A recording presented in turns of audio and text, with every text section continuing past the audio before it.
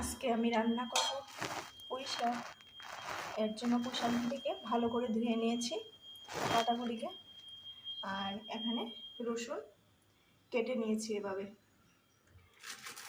পাতাগুলিকে পুঁই শাকের এভাবে ছোটো ছোটো করে কেটে নিচ্ছি। পুঁই শাক কাটা হয়ে গেছে। একটা পেঁয়াজ দেবো, কুচি কুচি করে কেটে নিয়েছি।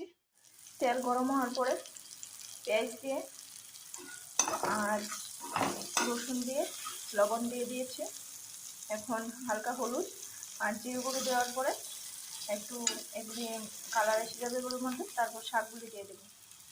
একদম অল্প হলুদ গুঁড়ো দিয়েছি, এখন জিরে অল্প দিয়ে দেবো।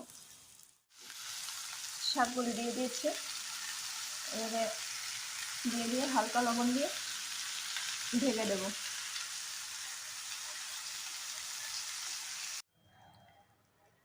শাক রান্না হয়ে গেছে। শাক খাওয়া শরীরের পক্ষে খুবই ভালো।